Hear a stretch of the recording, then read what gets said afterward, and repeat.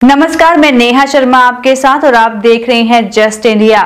खबरों के प्रायोजक हैं रंज care showroom in Rohtak and Bahadurgarh. Showroom पर आएं, टेस्ट ड्राइव लें और गाड़ी बुक कराएं। हरियाणा के हिसार जिले में आदमपुर विधानसभा सीट पर उपचुनाव में भाजपा उम्मीदवार भव्य बिश्नोई जीत गए हैं।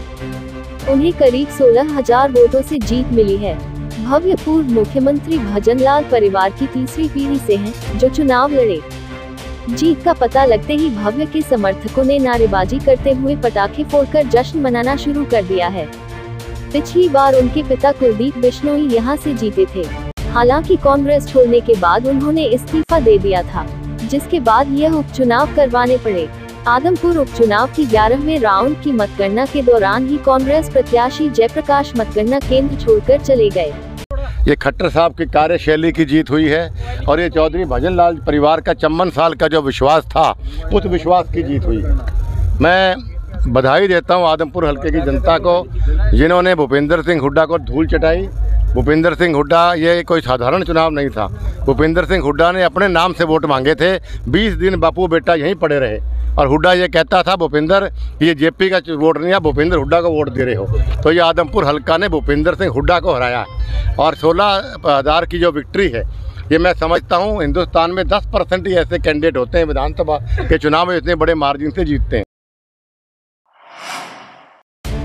आदमपुर के बाद तोशाम में उपचुनाव हो सकते हैं। किरण चौधरी ने अमित शाह से की मुलाकात है। किरण चौधरी कांग्रेस के कद्दावर नेता है। ऐसी चर्चा है कि किरण के इस कदम से आदमपुर के बाद हरियाणा के तोशाम में उपचुनाव हो सकते हैं। किरण चौधरी से पहले इसी साल कुलदीप बिश्नोई कांग्रेसी किनारा कर चुके हैं। हरियाणा कांग्रेस में घमासान एक बार फिर से तेज है। तोशाम से कांग्रेस विधायक किरण चौधरी ने केंद्रीय गृह मंत्री अमित शाह से मुलाकात की। सियासी गलियारों में चर्चा है कि किरण जल्द ही कांग्रेस को अलविदा कह सकती है और भाजपा में आ सकती है। वही किरण चौधरी ने इस पर स्पष्ट किया है, दोनों बाबू बेटे असली कांड गैंग हैं। दोनों हुड्डा बाप बेटे भाजपा के एजेंट हैं। इनको अपना भविष्य साफ दिखाई दे रहा है और भाजपा के इशारे पर कांग्रेस को बर्बाद करना चाहते हैं। बेटे को मुख्यमंत्री बनाने के लिए छटपटा रहा है और दोनों बाप बेटों को किरण चौधरी ही दिखाई दे रही है, क्योंकि हाईकमान के आगे किरण चौधरी की क्या अहमियत है, इन बाप बेटों को अच्छे से पता है। इसीलिए जानबूझकर बार बार प्रोपेगेंडा फैलाते हैं। ये वही लोग हैं जो पिछले 8 साल से कांग्रेस हाईकमान को ब्लैकमेल कर रहे हैं, बार बार कांग्रेस पार्टी को कमजोर कर रहे हैं। पहले तो ये बाबू बेटे कांग्रेस को कमजोर करेंगे, फिर आखिर में दोनों बाप बेटे कांग्रेस को छोड़कर भागेंगे। आदमपुर में दोनों बाप बेटे चौधरी बने बैठे थे, किसी दूसरे नेता को पूछा तक नहीं, अफवाह फैलाकर अपने कान छुपा रहे हैं।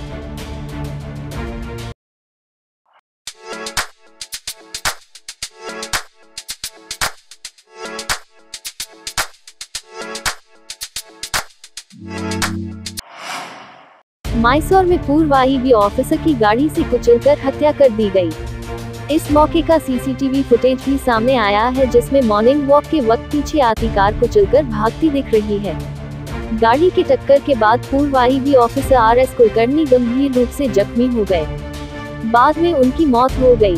पुलिस ने शुरुआत में हिट एंड रन का मामला समझा, लेकिन सीसीटीवी फुटेज सामने आने के बाद हत्या मानकर इसकी जांच कर रही है। हत्या का शक और गहरा गया जब गाड़ी का नंबर प्लेट नदारद दिखा।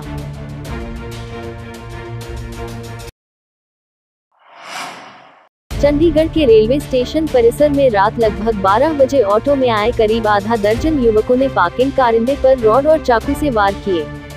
दोनों पक्षों में दिन के समय पार्किंग पर्ची को लेकर बहस हुई थी। हमलावरों ने रात को रेलवे स्टेशन में लगे 2 सीसीटीवी कैमरे तोड़ दिए और कारिंदे की जमकर पिटाई की। गवर्नमेंट रेलवे पुलिस के आने से पहले ही वे फरार हो गए। गवर्नमेंट रेलवे पुलिस भी वारदात के बाद सवालों के घेरे में है। रेलवे पार्किंग में तैनात एक कर्मी ने बताया कि सुबह पहले पर्ची मांगने पर युवकों ने झगड़ा किया था। इसके बाद वह चले गए थे।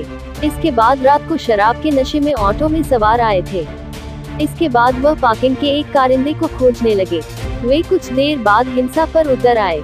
रेलवे पार्किंग में लगे सीसीटीवी कैमरे तोड़ दिए। वह अपने साथ रॉड लाए थे, जिससे उन्होंने हमला करना शुरू कर दिया। इतने में गवर्नमेंट रेलवे पुलिस गई। इसके बाद आरोपी हमलावर भाग गए। मांगा गया, मांगने के बाद वो झगड़ा करना शुरू कर दिया, लड़ाई झगड़ा, चाकू लिए हुए था हाथ में सर, और हम लोग अपना बेबस हो गए सर। और क्या करते सर, कभी नेताजी का नाम ले रहा था कि ऐसे नेता हमारे फेवर में है, बंद करवा देंगे, फलना करेंगे, लेकिन उसके बाद भी कोई यहाँ नहीं आए गए। उसके बाद हम लोग भाग, यहाँ से काउंटर छोड़ के हम लोग ने भाग गए सर, और भाग गए, फिर जीआरपी थाना गए, उनके सहारा लिए, फिर जीआरपी वाले आए, तब उन लोग भाग गए।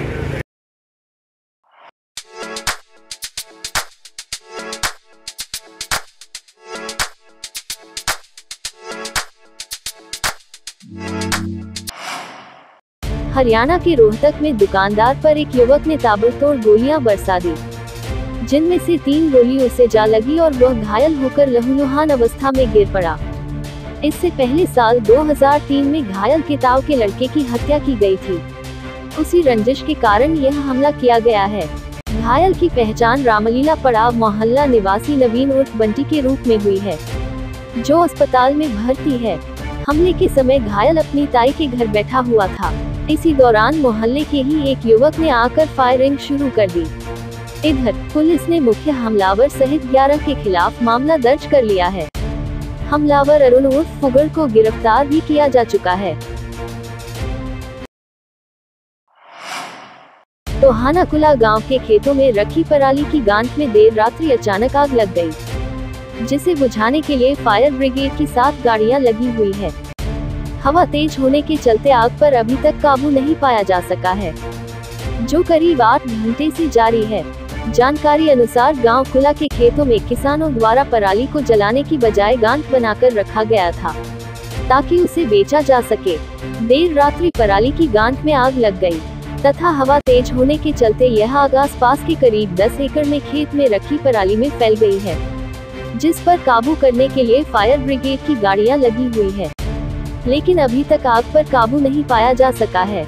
आग पर काबू पाने के लिए दमकल विभाग की गाड़ियां 8 घंटे से लगातार लगी हुई है, जो शीघ्र आग पर काबू करने की बात कह रही है। आग के कारण मेरे ख्याल से लाखों रुपए का नुकसान हो चुका है, जिसका मौके पे अंदाजा नहीं लगाया जा सकता। लगभग 7 गाड़ियां मौके पे थी, एक फतेहाबाद से, एक रतिया से, एक भुन्ना से, एक जाखड़ से, एक धारसूल से, 2 टोहाना से गाड़ियां, और गाड़ियों ने मौके पे आकर बचे हुए माल को बचा लिया गया। अगर ये माल गाड़ी ना आती तो ये माल भी जलकर स्वाह हो जाता। ऑलरेडी आग काफ़ी भयानक है और विकराल रूप ले चुकी है। बड़ी मशक्क़त के साथ इस पे काबू पाया गया है, पर आग बुझ नहीं पाई है। ये तो आग जल के ही बुझेगी। फेस्टिवल चाहे कोई भी हो, ड्राई फ्रूट्स बिना अधूरा नजर आता है, और सबसे बेहतर ड्राई फ्रूट रुद्राक्ष लोहिया एंटरप्राइजेस का ही नजर आता है। दिवाली पर देना हो गिफ्ट या कोई भी हो ओकेजन, हम हैं रुद्राक्ष लोहिया एंटरप्राइजेस। संपर्क करें शुभम गोयल 8685868656 या 8929227777। हैप्पी लोहिया 6885868655। क्रिकेट मैच में खिलाड़ियों को कारों से कुचलने की कोशिश की गई। हारी हुई टीम के खिलाड़ियों और उनके समर्थकों ने ग्राउंड में जमकर उत्पात मचाया, कैमरा तोड़ दिया और ट्रॉफी को लूट ले गए। मामला जालोर जिले के सांचौर इलाके का है। मैच का लाइव प्रसारण स्थानीय चैनल पर हो रहा था। इसका वीडियो भी सामने आया है। दरअसल सांचौर कस्बे के हरियाली गांव में हरियाली प्रीमियर लीग HPL 3 का तीसरा सीजन चल रहा है। 1 से 7 नवंबर तक क्रिकेट मैचों का आयोजन किया गया है। इस मैच में चितलवाना की टीम हार गई थी। हारी हुई टीम की ओर से आयोजकों के सामने दबाव बनाया कि उनकी टीम को लीग से बाहर न किया जाए और टूर्नामेंट में शामिल करके मैच करवाए जाएं। आयोजकों ने टीम को टूर्नामेंट में शामिल करने से इनकार कर दिया था।